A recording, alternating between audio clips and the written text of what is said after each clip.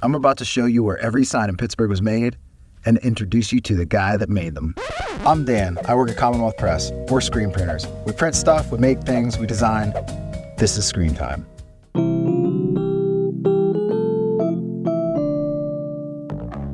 Because we're doing this project with the city, we're being given access to some really cool behind-the-scenes places, like the City Sign Shop.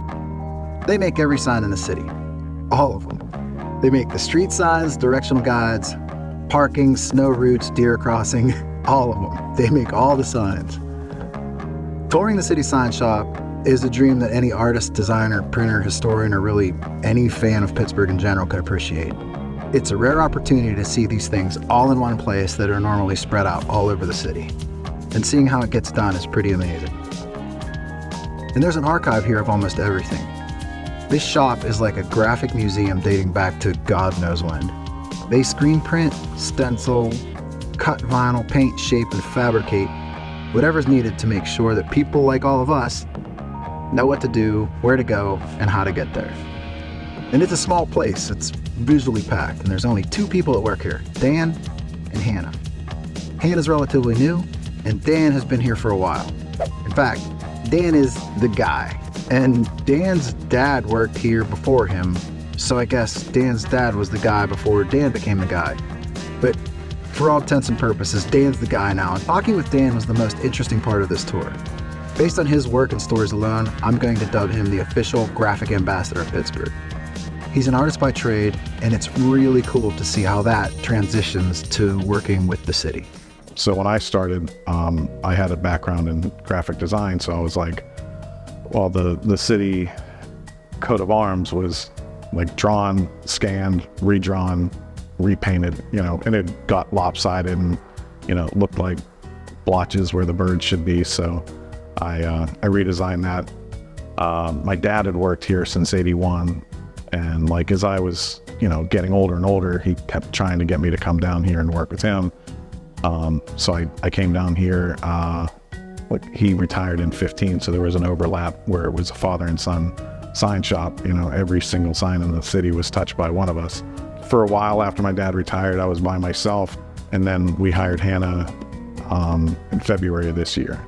A lot of the stuff that I keep just for nostalgia's sake. I keep as much old stuff here as I can, and then I try to look back and pull from, old things as much as I can, and just put little touches that nobody will ever notice but me. But upstairs in the loft, there are screens from years and years ago. Probably most of them wouldn't survive a single pass on the screen table, but again, just keeping them around and, borrowing from them when you can. And the Pirates one's my favorite. I always sneak little Easter eggs in. So I used to drive an old VW Beetle. So I started putting in VW Beetles anytime I could. If there's a tow car, instead of being a generic box car, it's a Beetle.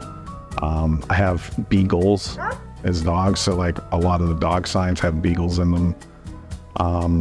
And then a couple of years ago, they wanted to remake the city flag because the coat of arms had been updated.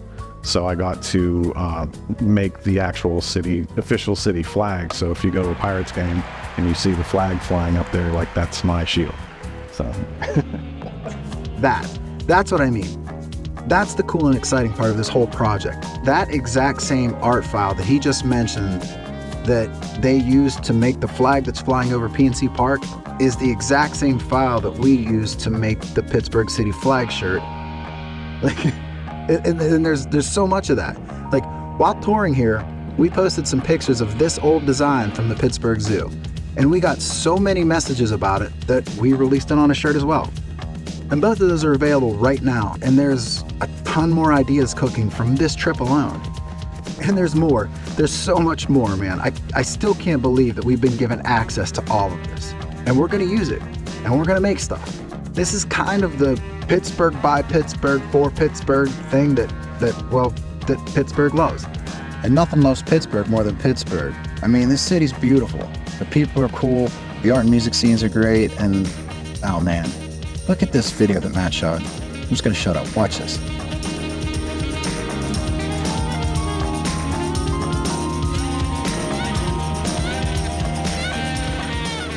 So, legitimately, if there's anything that you know of or want to see, weird places, stories, legends, or whatever you can think of, or anything that you might know, anything that might make something cool, let us know so we can try to make it happen.